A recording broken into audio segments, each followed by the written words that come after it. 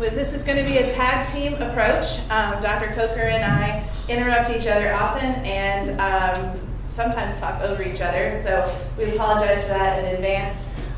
We definitely approach the Women's Health Registry, now called Wellness Health and You, as a team science event. It is a group of people who are working together to try to make this resource better. We rely quite heavily on the Center for Clinical and Translational Science because this is the home of WHY. It's also a resource for recruitment and expertise in different areas. And so when we came to them and said, we need help getting the message out about WHY and help about new strategies, emerging technologies, things we can do to try to promote WHY and have it really be a tool for users, they said you should come and present and talk to our folks, and so here we are. So I will say that even though you thought you were going to sit in the back and eat pizza and listen to us, that's not what's going to happen today. Dr. Coker and I are going to at some point ask you for help, and we hope that you will participate and engage and maybe even come to the front a little bit so that we can get some insights as you are the experts in this area of recruitment and participation. That was exactly, because we are really looking to you as people who do research and can help us in terms of coming up with some new ideas. So we're going to get you in smaller groups, or you're going to get yourself in smaller groups and help us to provide some solutions for helping to market WHY. And you might ask yourself, who are WHY? Well, you met two people in WHY. You can all be members of WHY because we have included men in WHY. So everybody in this room, I'm assuming we're all 18 and older, can be a member of WHY. We actually have a team of, we've talked about ourselves as team members, but there are team members who have WHY cards. Can you guys stand up if you have a WHY card? Because they're going to provide to all of you our newly minted WHY cards. And they will let you know, we've basically gotten a new logo, which we're very excited about, and we have a website, so if you leave this meeting today and you want to join WHY, you can do it. All right. So I'm going to start with a little bit of history. Just out of curiosity, how many have heard about the Kentucky Women's Health Registry? Very good, super. How many knew it was still going? No, not too bad. So the Kentucky Women's Health Registry has been around since 2006. The goal of the Kentucky Women's Health Registry was really to provide a participant pool, a patient pool for clinical research studies. So it's hard, and you all know this because you're out having to do this on a regular basis. It's hard to recruit people into clinical research studies, and wouldn't it be great if there is a tool where you can provide your eligibility criteria and they can tell you people who would be eligible, people who are interested in participating in research, and maybe even more importantly, people in the central Kentucky or in the regional area so that you could actually get access to them to have them come in and come to the clinic. So this was the idea of the Kentucky Women's Health Registry when it was formed. As a happy side effect, I'm a biostatistician and as an epidemiologist, collecting data on people to try to figure out if they're eligible for studies gives you a nice pool of secondary data that you can do analyses on. More of a population level type of database. So the two features of the Kentucky Women's Health Registry are the participant pool, and it provides us with great data. When this study was originated, we didn't have great access to electronic medical records. The idea that somebody would be able to go in and access and count the number of patients who had diabetes in a healthcare system was a novel, unheard of thing. And so we needed a way to try to figure out all these different symptomatic criteria that people had. So the Kentucky Women's Health Registry existed of a paper survey. It was about 30 pages. And so the 30 pages were symptoms of things that you might have experienced. And the goal was to recruit about 1,500 people per year. Our primary recruitment strategies were health fairs or homemakers associations. We'll talk a little bit more about them. And really having people go out and give talks and recruiting people at talks around the state to participate in the registry. We know that not everybody is going to do a longitudinal survey, doing a survey every year. So our hope was that 50% of people would return, but once that they had filled out that second survey, we would have them as real participants. And so our goal was to have about 75 or 80% returning after that second follow-up. And so we have maintained those goals pretty well, to the point that we now have about 17,000 women who are participating. More than half of them have at least one follow-up contact. And right now I would say that we have about 5,000 active members. So an active member is someone who we would consider who has either filled out a survey recently, who has agreed to participate in a study. These are our members who are still fairly well engaged. They're not the people who filled out a survey once and then we never really heard from them again. So lots of transformations though happened since 2006. One of the things that happened is electronic medical records. And so the novelty of having a 30-page survey with all these symptoms that might be wrong with you is not such a useful tool anymore. You can go to I2B2, who are my BMI people in the room from CCTS, okay, in the back room. So you can go and you can request a service from the CCTS. I'll do the bird favor there. You can request a service with CCTS and you can find out what patients are available in our different healthcare databases that we have. So we really had to think about what could we do to truly make this tool more useful for investigators. We do have some pretty good coverage. Every county in Kentucky has a participant or a member in it. We do have a really great analytic data set, more than 16,000 people in this particular example. They are a little bit different than what your typical Kentucky population would be. Specifically, over half of them have a college degree. They tend to be more educated and more affluent, more married, and a little bit older than what you would typically get in a regular Kentucky population. So this is something that we're concerned about.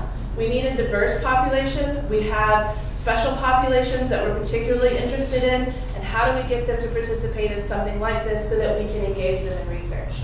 The overall goal of the Kentucky Women's Health Registry was that women were not participating in clinical research, and we needed to reach out to them and bring them into our research agendas. Okay.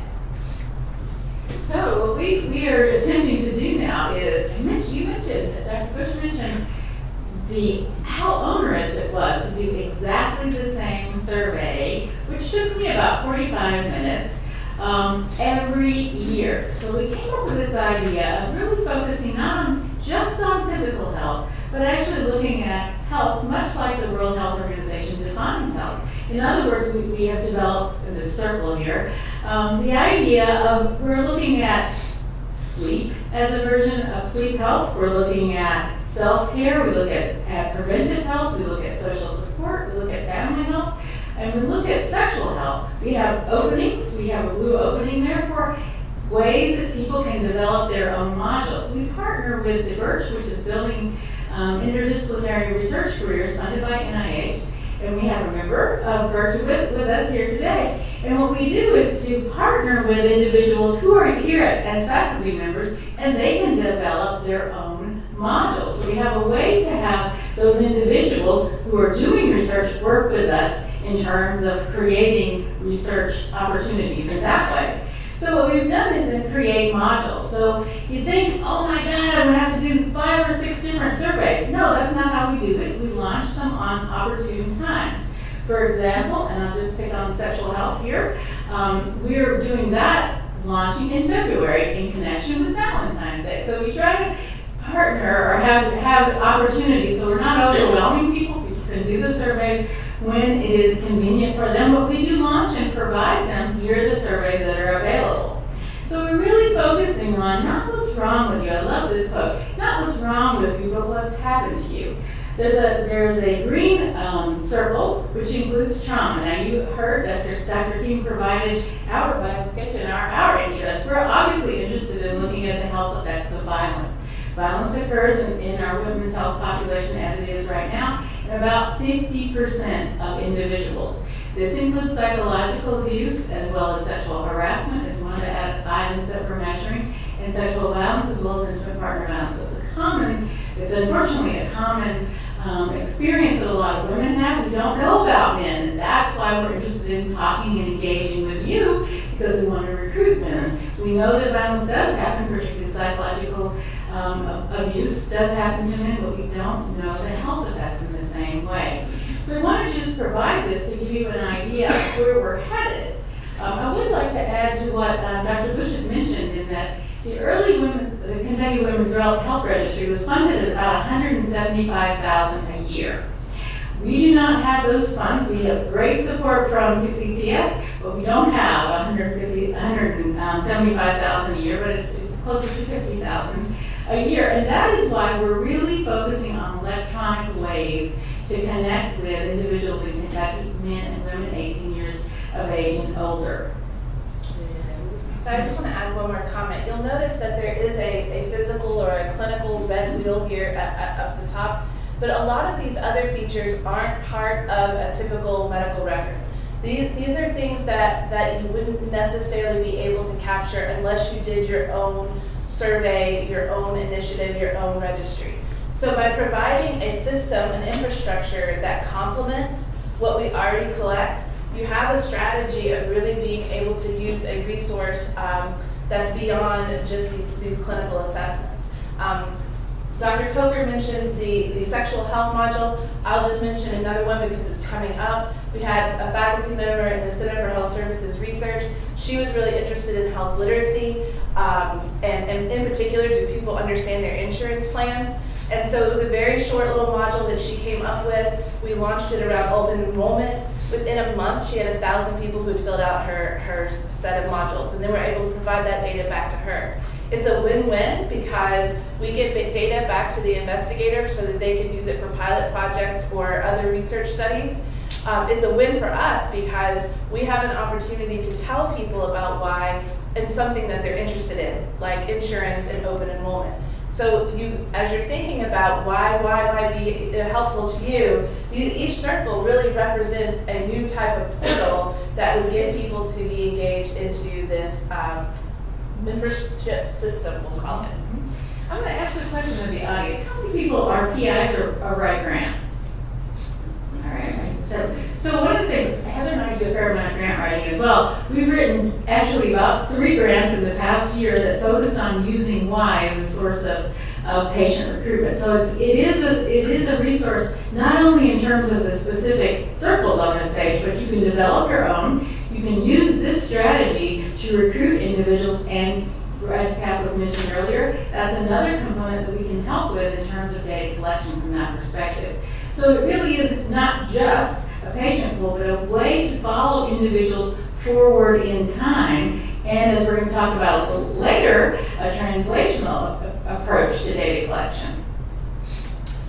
So I just, to complete our historical evolution of the Kentucky Women's Health Registry, some of you may remember the bookmarks. That was a promotion tool that we had for marketing and telling people about the Kentucky Women's Health Registry. In moving towards this wheel of wellness, this more comprehensive aspects of health, we renamed Kentucky Women's Health Registry to Why. Now, part of that was because we're more focused on wellness, but also because definitions change over time. And so who was eligible for the registry was different, and depending on how you define your identity in terms of gender. And the term registry just does not sit well with a lot of participants. So Women's Health in You provides us with a lot of options. We loved, because we're nerdy, loved the option for why, because we could say things like, why queer health? Why sexual health? Why trauma? Why pollution? Why whatever thing you wanted to put with it, and then you could make it into your own thing. However, it still had the name women's in it. And so we were told we really need to be more inclusive because men are not going to fill out a women's health in you type of a survey. So we changed it to wellness health in you. And you notice we changed the colors ever so slightly. The feedback that we got from our focus groups were it's not enough. It still looks too much like a women's health registry. And so we have finally landed on it, and I'm not going to change it ever again.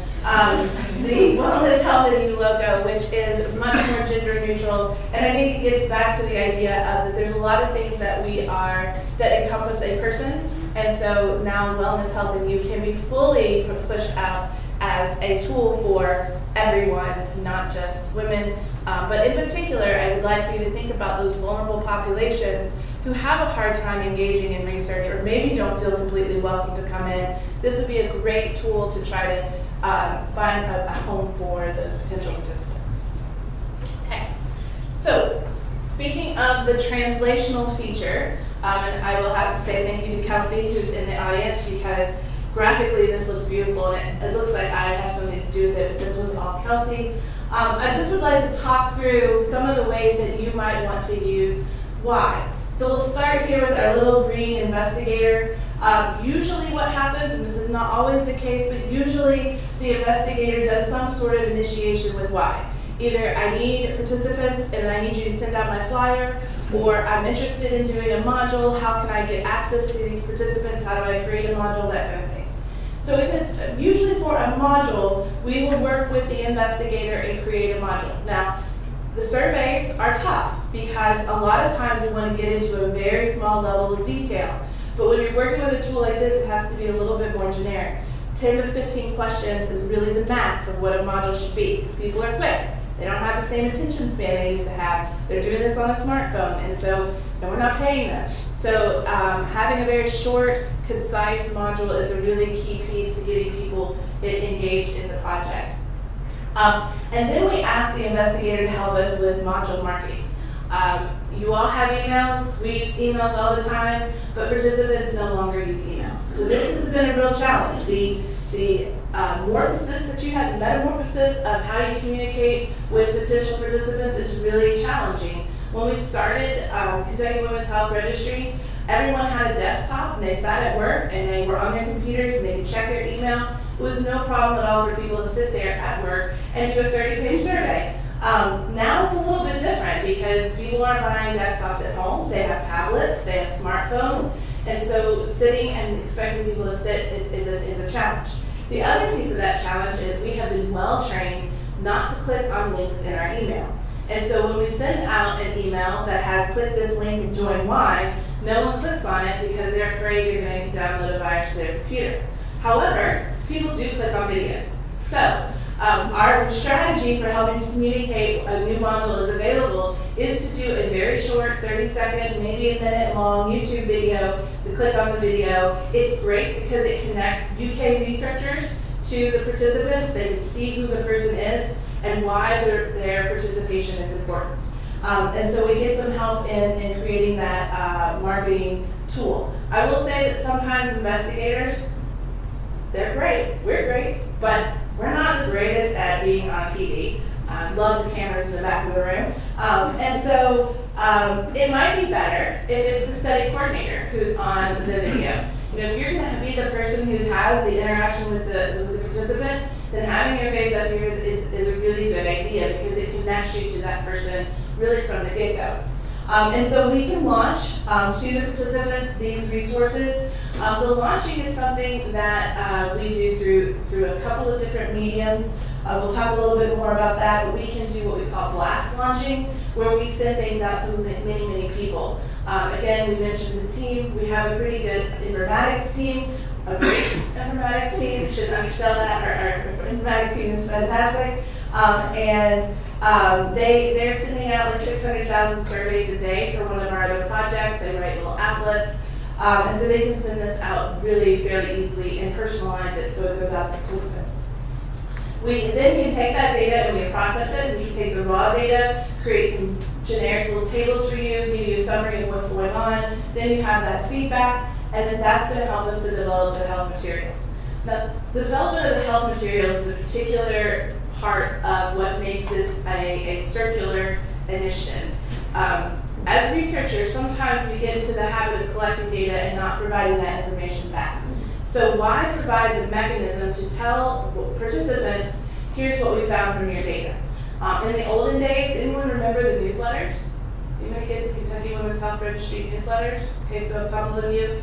They were paper form newsletters. We're working now, it's a renewed initiative to try to get those newsletters in a more electronic form, infographics, that kind of thing. So we do have an extra ask of the team when the data has been processed, that we use that information as an infographic or something to get back to the participants to let them know this is how your data were used.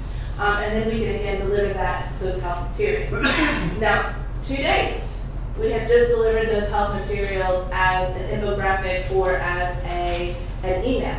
However, just because we're delivering it over email doesn't mean that it's limited to that. We can actually deliver interventions. And maybe you would consider the health information as an intervention in and of itself. But we do have the capability of sending other modules, video modules, things like that, so that you could actually, in one tool, one swoop, get survey data as well as any kind of electronic intervention you might want to run. Okay, so I know I have some PIs in the room, or potential principal investigators, and also research coordinators. So if I was wanting to develop, let's say, a heart health module, how would I do that?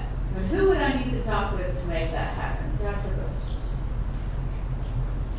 It's the part of the show where We're interactive. So you want to do a heart health module? Yeah. So we would set up a meeting, Mm-hmm. and you probably have some measures, maybe a promise module that you're already using. It's a validated tool. So hang on, what do you mean by promise module? Promise module is NIH has spent a lot of money to create sets of questionnaires. They're instruments that you can use, and they range from physical activity to overall health and wellness, mental health. They actually have a spiritual health. They have a whole database. And so there might be something there, sitting there already available for you to use. And so we could probably build off that promise module. That's actually what we're trying to do. And then so we can take that promise module and maybe tweak it for what you need, maybe shorten it. And that's how we would start. Shortening would be key, yeah. And you mentioned that we really are trying to use the promise modules. That way, all of the investigators can use this. NIH really focuses on that, so it helps us to be consistent with other studies. This is that we are aware of. This is the only statewide. We're trying to do statewide. Why? We have the potential. We've been in contact with other individuals in other states to develop statewide registers, so we can compare Kentucky with other states. But that has not yet happened. But we're in the works in that. All right. So I have the idea. I talked with one of the two of us. Develop the module. It will be a short module, under 5, maybe 10 minutes tops to complete. Then I'm doing a video. Yes. So we'll set you up with a videographer. UK has a lot of these resources, and they'll help you go through. We'll edit the video, make it very short. But the key point is, why is this important to a participant? Yeah. So the marketing of your particular module, and that will be launched when the individual is selected. So I've got to say, as a principal investigator or the project manager, I've got to say, who does this go? So we've done these just for men, we've just done them for women, we've done them for specific age groups. If you notice, the average age of individuals who are currently in Y is right about 45, 50. So this is an older group. We're going to talk about new recruitment, and that's why we're here, to get your help in becoming younger, which is a hard thing to do.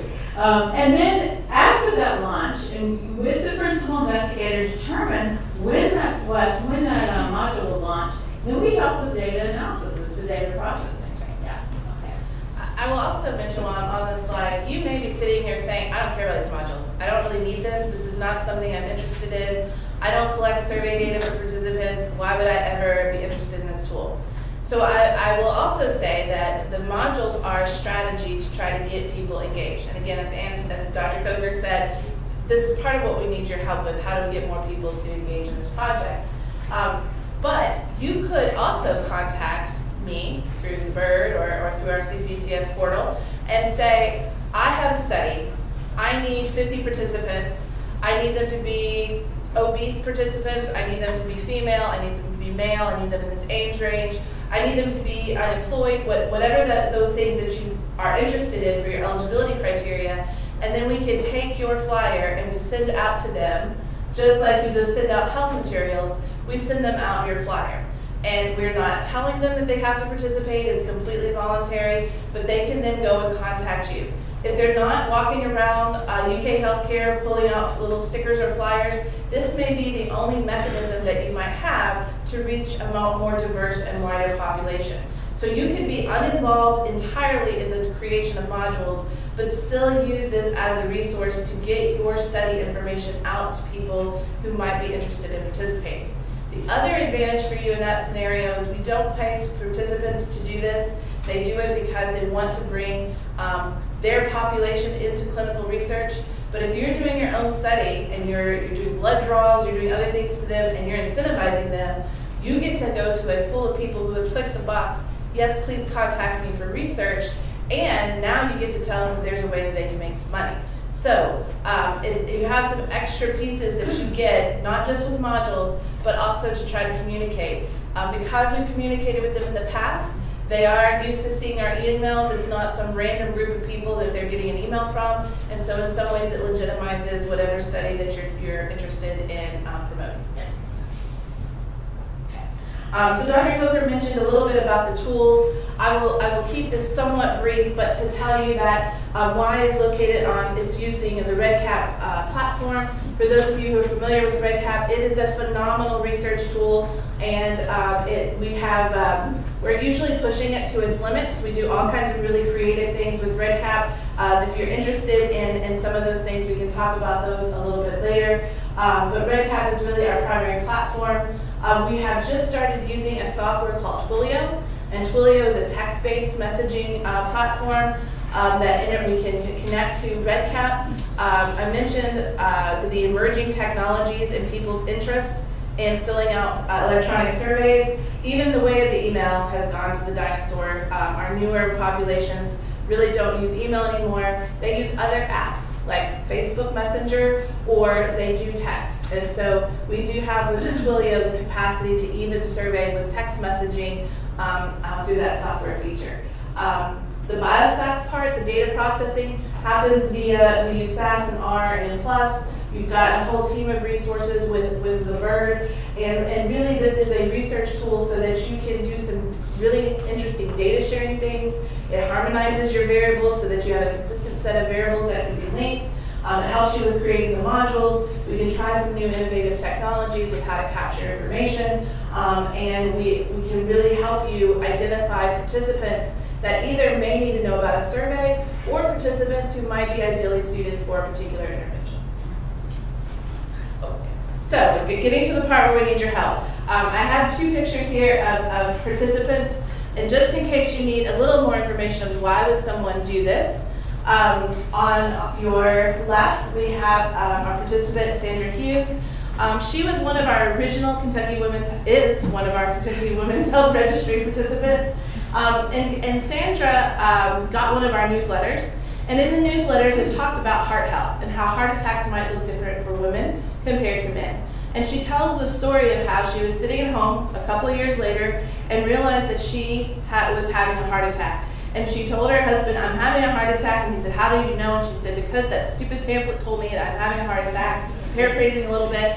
And so she went to the hospital, and she was indeed having a heart attack. So this is a reason why people might participate, because they'll get health information that's unique to what their particular situation is, and it's health information that's coming from researchers from the University of Kentucky.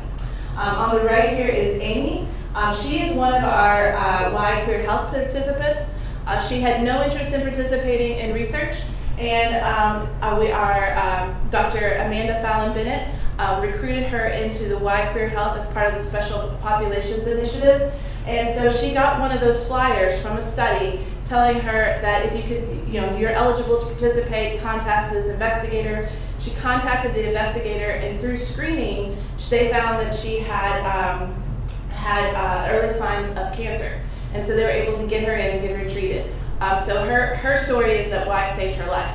So one of the reasons to participate is to get people involved into clinical research or to put information out there in a way that's accessible for those potential participants. So we like to use those as testimonials in terms of why participate. So we do a lot of videoing, and it's really nice and interactive for our individuals. So now we're after growing Y. As I mentioned, we're trying to become younger. In other words, we included in Y, you have to be young at the bottom of the slide, 18 and older. But as Heather just mentioned, we have several initiatives to increase diversity. One is the Y Queer Health, which Heather has just mentioned. We have Black people of color, which has also been developed actually with Jenna Hatcher, who was here at the University of Kentucky. We've added men, as I mentioned. We have a few men that have joined, and we are seeking more men. We're really focusing on population base, and Heather showed you the map of Kentucky, and we want to go beyond Kentucky, but right now we're really focusing on increasing our diversity within Y for growing Y. So we've got a number of, well actually just a couple of slides to talk about our recruitment strategies, and this is why we want to talk with you. We have a long-standing association with the Homemakers Association. They probably got in the neighborhood of a third to a half of the women who were initially at 17,000. That was largely due to the Homemakers Association. We also have some initiatives and the early recruitment was within UK clinics. And we have several that are now going on through iPads. So that's a strategy. We'd love to have more help along that line. We have a Facebook page, but we have not really developed an approach to electronic recruitment through Facebook. So that's an area we'd love to have feedback on from you, and particularly the cost of doing ads. We have I'm going to skip the Snapchat because we're going to come back to that in just a second.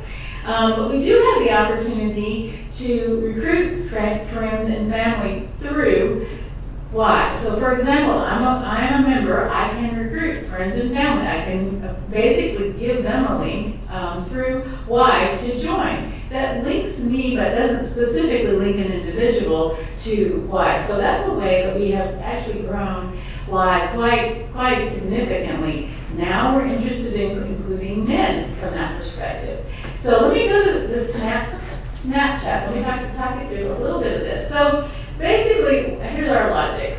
We are trying to get 18-year-olds. 18-year-olds are not using Facebook. They are not using Facebook. So we wanted to go with a technology that's much more what younger individuals use. So that's why we're going with Snapchat. We have an individual who is in our group who is very technologically savvy, and he came up with this idea. The Snapchat had just started ads, so you can do two kinds of ads. One is, yes? Do you know what Snapchat is? Anybody would like a Snapchat explanation? Okay. Maybe just say briefly. It's a filter on your phone. It's an app, and a lot of people use the app. And you can take pictures and make yourself a dog, right? Okay. So you can make yourself dog. You can do funny voices. Okay. Yes, we've actually used it for another project, and you can become certainly an entirely different alter ego in this. A lot of people do this when they are standing in line, they're bored at a football game, at a basketball game, something along that line, to let other people know that they were there. So it's a way to communicate entirely, well not entirely, but pretty much by pictures. And it's to communicate with people in your social circles. All right, so fast forward to just very recently with this undergraduate student, and he's like, Snapchat has a really cheap way to advertise. Heather mentioned filters. Well, filters basically just says it's kind of rolling screen. When you get on Snapchat, it'll say University of Kentucky Y or something like that. No action taken. It's just advertising in that way. That's super cheap. But we wanted individuals, obviously, to take action. In other words, to join Y. So we chose to do an ad. It's a little bit more expensive. So far, we have spent $14.50, but that will change very, very soon. And basically, we can launch the ads in space and time. It sounds like physics, but what we're really focusing on is, for example, the first one we launched was the Big Blue Madness. People are in one area and one time point, and we launched an ad that really focused on basketball, and that's a way to recruit individuals, or at least to let them know about Y. So I'll give you the stats on that in just a minute. But I think I went through we created the ad versus the filter. The ad actually has, and you'll see it, well, it has an action statement, which is to swipe up, and then you're basically directed to our Y site. We're going to change that a little bit. The other thing we found out, and this is all in the last, 3 weeks or something like that, it does, let me just say, these things need to be IRB approved and also PR approved. What we found out was we developed this ad, and it was not a 30-second ad. No, it's gotta be 10 seconds. So you've gotta be very, very fast. It's like if you're ever on YouTube and you see these really short videos, that's what we're talking about. Okay? Get the message out quickly. So, as I mentioned, here we go. We talked through one pretty good. So basically, we came up with this ad. We have actually two examples. What we found was we needed a hook other than just why join why. We're excited about that, but other people might not be. So here's the two that we have launched. The first is one that we launched in 10 seconds, focusing on basketball. Why join why?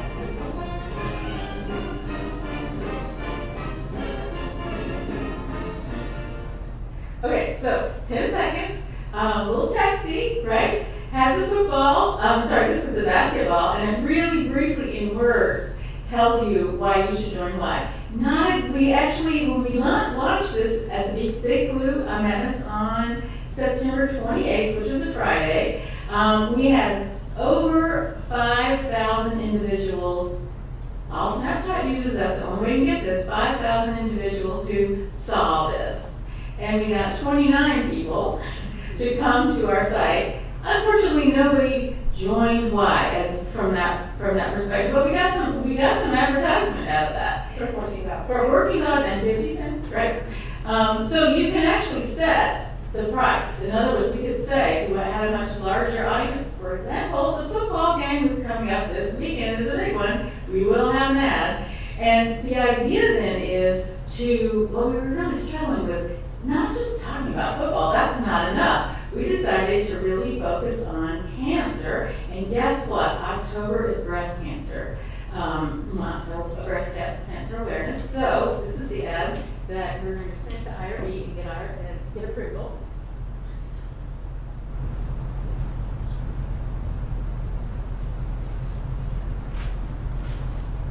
So this will have a link then that will take them to a very short survey, so it's a lot more information. And there will be language, this is Redcap language, so this is linked into, directly linked to why we provide them more information about cancer, actually the preventive health module is another component, but they'll first get more information and then they can join in that way. You notice that there was no sound on that second one. Most people are doing, in fact, in a ball game, they're not going to be focused on the sound. So there's no sound on that one on purpose. All right, so those are the two ads, and we're collecting metrics. We collect metrics from Snapchat, and we also have our own. So we can measure how much it costs per person that's included. We can actually change the metrics from that perspective. So I think I want to just get to their solution. I already provided this information from memory. So we decided, lessons learned, we needed a link with a cause, I mentioned that. We need more information, it needs to be short. And then we were working on with Snapchat, it's very interactively with Snapchat in terms of cost, timing, all those things. You can tire how long you run the ad, whether you run it right in the middle of the game or after, before tailgating might be a better time to do that. So there's a lot of opportunities there. So now is the time we've all been waiting for. I don't know about you, but we really need you guys to think about some additional strategies that we might have you might provide us with in terms of how to better recruit. So we're going to take a pause. You can get together in groups of with people you don't know, groups of 3 or 4. You have about 10 minutes to kind of come up with ideas, and then we want to hear back from you. What are additional ideas? Let me just say that it has to be an everybody's recruited electronically. We are only recruiting electronically, so that means they have to go to either an email address or a phone to get the information, smartphone. And I think you'll notice there are little black V-shaped things in the front of your table. You can just press the button and so that you can give those ideas out. Before you break off into groups though, I just wanted to know if there might be somebody who had some ideas or questions, just right off the top of their head, things that would help brainstorming. Roxanne. So you said the link, people don't want to click on links. Can you press your button? So you were talking about the links, and you said people don't want to click on links, and I know they don't want to click on links when it comes to Twitter. That's kind of a no, pictures, no, things like that, and driving it wherever you want. So you're still talking about links, like the email before, the chat thing. Yeah. So how are you getting away from that? Are you talking about the texting, that program that you're going to use, the Willow? Are people more likely to see it pop up on their phone instead? Yeah. It's interesting because I think we've done a really good job of training people not to click on a link in your email, but have not, that message doesn't seem to be yet, don't click on a link from your text messages. So we're still operating under the links, and that's in part because that's how we send out invites via Redcap.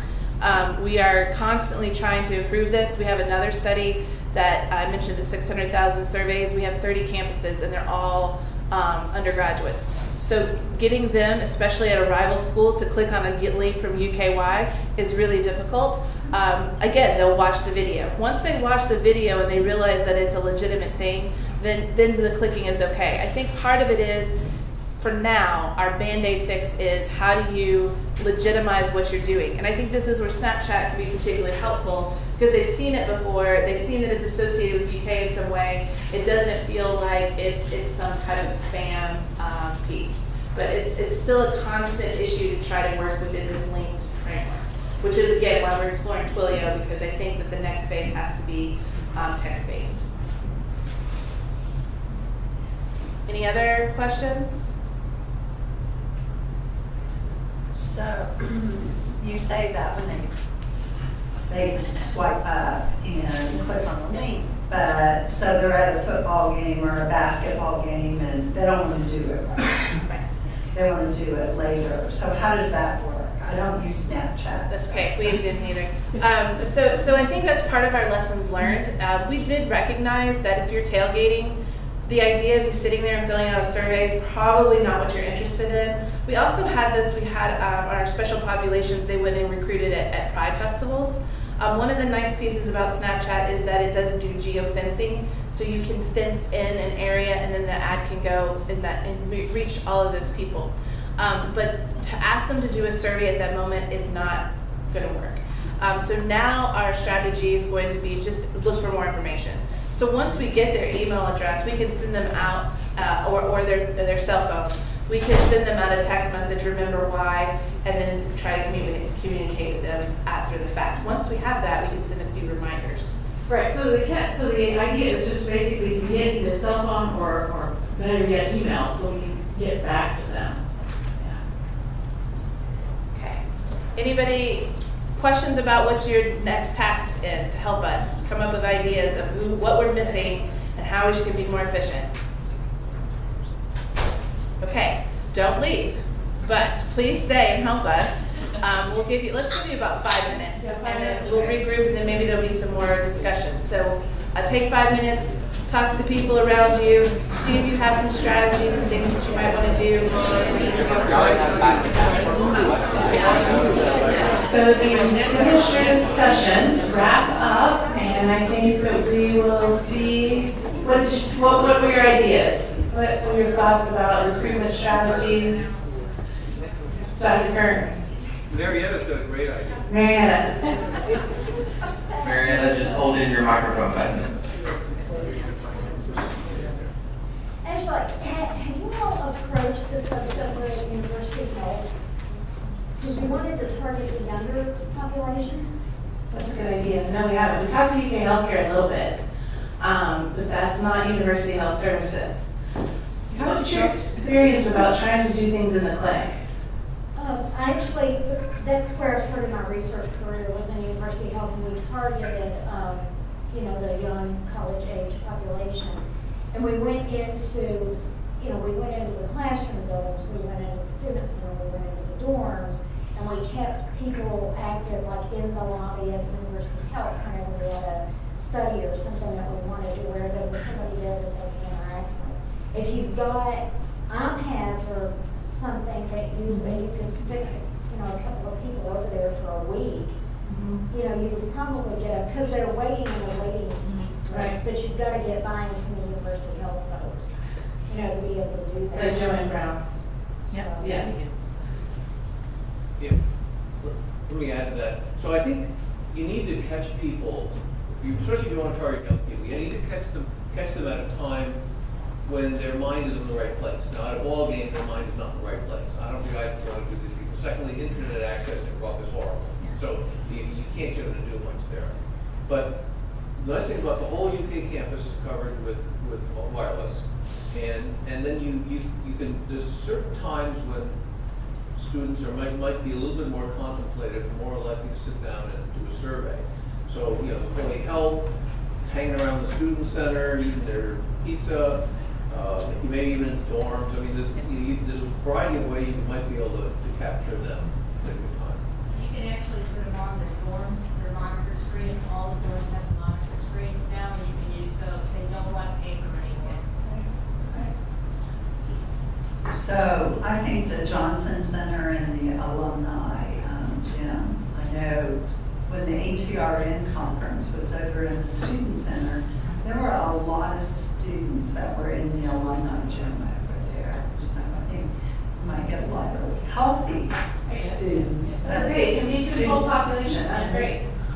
But also, the old psych classes used to get points for doing research. And I know a lot of times people go to the IRB and they ask us permission to go to your study there and present it. And so you can get them live right there while they're sitting. The instructor's willing to give them a point for they get so many points. So that's not Any ideas of people who aren't associated with UK?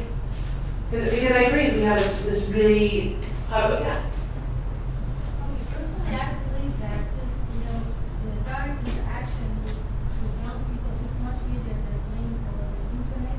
Versus you can go to the school, or the meeting school with parents, you can introduce them about what you are planning to do. Or sometimes even during, the session, they have a session before the session for 10 minutes, you can just introduce your research or the criteria that you are looking for. Or you can just, train some people, young people, and send them to the bar, to the cafe, to talk to these people so they can be, give them more information about the research. And the first part that you said was, where did you say? Schools? Yeah. This is crazy, but there's a band, it's a local music, and you might get sound to go with the project. And there's a band in town named Johnny Conqueror, and they are electric, and they have a song called Why that is going to be really hot soon. And like nobody can look away from this band, but it's very simple. It's just got a few words. It puts you in the right tone of mind, and girls love them, and guys love them, and I think you should get us focused on. Okay, and the band's called? Johnny Conqueror. Okay, all right. We do actually really like crazy ideas. Yeah, in the back. Hey, we were thinking about maybe ESPN night for fantasy football leagues. I know my husband is in a league for guys, or I don't know, there are apps for that, and football apps. And then I guess we have to check out Instagram ads that are automatically, you can't get rid of them when you're scrolling through. Oh, that's fine. So they're just on there. Like a Sponsored YouTube. ads for Instagram. So you mentioned your husband, so I'm going to pick on him through you. Is that okay? Sure. So that would be a way to get him to see the ad. What would make him want to fill out the survey? If you said, you could win a gift card to Amazon for $10, probably. That's easy ways. Yeah. So incentives are really going to be essential. That's what I hear you saying. Even $5. I mean, Amazon, anything, maybe like an inner drawing for. I have one suggestion. Can you hear me? Yes. Perhaps the Alumni Association would be able, I know a lot of counties, particularly Jefferson and Fayette, have big alumni associations, but some more counties in Kentucky have them, so you could reach some people further out, and perhaps already having the UK UK connection, even though they don't work here. But having the UK connection would perhaps get some more participation. Yeah, let's go here and then go to Roxanne. We talked about using Hulu, since people watch Hulu on their phone. Young people, it's tissue. Yeah. And for families, there's an app called Nextdoor, Yes. and there's ads on there. These are two things I actually have on my phone. So how would you suggest that we do that? Just having people post, like, invite your friends, we can invite them through Nextdoor? Yes. Hulu, I'm not so sure, because you want them to be able to click on a link, right? Right. And I don't know if you can do that with But Hulu. Nextdoor, we should actually look at Nextdoor. Oh, And another idea, what about Spotify or Pandora? to put ads on there? Okay. Yeah, because that's how people are getting more of their music now, right? Yeah, you have to look at ads to listen to music. I mean, I will say we did change the name from Kentucky Women's Health Registry because we realized that communities are no longer geographical, and like your online community is a bigger area than your state. Roxanne? You have to have a pretty good budget for Pandora. Cardiology tried it, and it was $8,000 for a month. It was a lot. Gabe already left the room. If you try, how about Starbucks? I mean, because you go to the gas station, you go to the grocery store, they will ask if you want to donate for this or that. Starbucks, what do they? Yeah. Okay. You leave around at their place. Was there somebody in the back that we missed? My son may be irrelevant now. No, that's okay. We can hear multiples. My son, he's a student at UK. They actually give the students Spotify and Pandora, Spotify and Hulu accounts for like $5. So lots of students on campus are actually using those forms of media. Okay. So, I think we do social media things, group as well, particularly on Facebook and Instagram. I still think Facebook is highly relevant for advertising, and most of the dollars go online. But I think what worked early on seemed to be interpersonal contact and going into the communities, and I still think that's going to be relevant, especially if you're reaching hard to reach populations, men, people of color. So either reaching out to people who already were part of the program and having them identify people who could be in the program, or just going into community organizations, community groups, community centers, libraries, and personally and talking to people, and that's where you're going to see more action versus just awareness via social media. I think you're right, and I think we've re-engaged our homemakers associations. We are trying to work with the ag extension agents because Kentucky has ag extension agents in each county. One of the things that we talked about is having Y ambassadors. Do you have any suggestions on how to elevate or help have people apply to becoming a Y ambassador? Sending out an email? Yeah, I think just reaching out and just saying you're starting this new program. You're going to, the first people who jump on board are going to be the ones who are highly invested. And then afterwards you can identify others. But yes, after sitting down and saying we're starting this program, try to identify one person in every county. Okay. Maybe identify someone who's filled out every survey or the majority of surveys. That's great. And start there, and then looking towards other criteria. In terms of incentives, little things like, gift cards are always nice, but we could, without too much trouble, procure basketball tickets. Okay, that would be good. There's lots of people that have them. Now, just so you know, since I came here, I'm going to be the Y at the basketball game. So if you could get Y to be the Y in the Kentucky basketball games, that would be great. That's a great idea. Just put that on your list of to-dos. Linda, is the IRB okay with giving away basketball tickets to participate in the research day? It's an incentive. I don't think, as long as you justify and explain it, that's not at all. I'm not the arbitrator. So what about churches? So I talked to Nancy Schoenberg a little bit because she does the Faith News Mountains project. I think the answer is yes. We just don't know a good strategy of how to go into those areas. If you know of a way of maybe trying to push Y out, or maybe we use Y ambassadors and we try to do that from a church affiliation, I think that would be a great idea. Have you done any research with your participants themselves, like asking them questions around why they joined? Do you have any of that data that you can help you to inform? Yeah, a little bit we do. It's interesting because I mentioned the metrics. We had a person whose position was based on how many people they recruited into Kentucky Women's Health Registry. And so around March, she was starting really nervous about not having met her goals. And so she would send out an email that said, please help, we need you to get your friends and family. And they're a very engaged, active group. And so if you could tell them something, why they should participate or what you need, they're really good about communicating. Like you said, that personal touch I think is really important. So we would watch numbers go from nothing to a huge bump up. I mean, I'm talking like maybe 2,000 people in a month just from sending it out to friends and family.